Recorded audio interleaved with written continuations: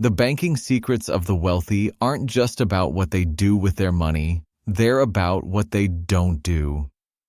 If you've ever wondered why the rich seem to keep getting richer while the middle class struggles to stay afloat, today I'm going to reveal the hidden banking strategies that give the wealthy an edge. Stay tuned till the end, because there's one tactic that completely flips the script on everything you think you know about money. We all know that the wealthy don't just rely on savings accounts, they have a system. But what many people don't realize is that those systems are deeply connected to the way they interact with banks and how they use leverage to grow their wealth. Let me tell you, this is not about getting better interest rates or finding the right checking account. This is about the kind of strategies that banks don't want you to know. So, first, let's talk about a concept that's going to challenge everything you know: banking on yourself. What does that even mean? For the wealthy, it means using something like a whole life insurance policy as a personal bank. That's right, life insurance. But not the kind you're probably familiar with. They use a strategy called cash value life insurance, where their policy not only provides death benefits, but also accumulates cash value over time. The kicker? They borrow against this cash value at favorable rates without triggering a taxable event. That means they can use their own money that's been growing tax-deferred to fund other investments or even cover their day-to-day expenses. Now, if you're wondering how this works, the wealthy borrow from their life insurance policy, which essentially acts as a line of credit. They take out loans, pay interest, but because they're borrowing from themselves, the money continues to grow at the same time. It's like a self-sustaining cycle of wealth. They never lose out on growth, and they keep their assets working for them. If you thought the rich were just sitting on piles of cash, think again. They're leveraging everything. The next secret I want to dive into is the way the wealthy use debt. Sounds counterintuitive, right? After all, who wants to be in debt? But here's the thing. They use debt as a tool. The wealthy understand that they don't need to own everything outright, as long as they can use other people's money to make more money. They'll take on what's known as good debt. Debt that helps them earn more than the interest they're paying.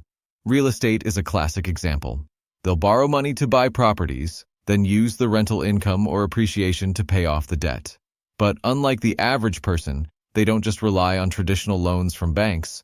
They use lines of credit or private lending to minimize their interest costs. And you may be thinking, isn't this risky? Sure, it carries some risk, but the wealthy have access to sophisticated strategies to hedge against it. They often work with financial advisors who can help them structure deals that minimize risk while maximizing potential returns. It's not about avoiding risk. It's about managing it and using it to their advantage. Now, let's talk about the most surprising part of the wealthy's banking strategy: tax efficiency. The ultra-rich are constantly looking for ways to legally avoid paying high taxes, and one of their biggest tools is tax-advantaged investment accounts. These aren't just your regular 401k or IRA.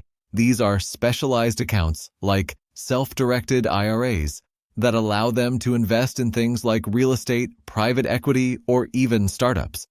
By using these accounts, they can grow their wealth in a tax-deferred or tax-free way, sometimes for decades before it's taxed. They also take full advantage of tax deductions, credits, and strategies like income splitting or charitable giving. The tax system is complicated, but the wealthy know it better than anyone else, and they use it to their advantage at every turn. But here's the one piece of the puzzle that most people don't see coming: the importance of liquidity. The wealthy don't just tie up all their money in long-term investments. They understand that having cash on hand is key to seizing opportunities when they arise. Whether it's a market crash, a sudden investment opportunity, or an emergency, they have liquidity to fall back on. This is another reason why they leverage debt. They can keep their cash liquid while borrowing to fund their investments. It's all about flexibility. So, if you're looking at this and thinking, This sounds like a lot of work. It is. But the results speak for themselves. The wealthy didn't get that way by doing what everyone else is doing.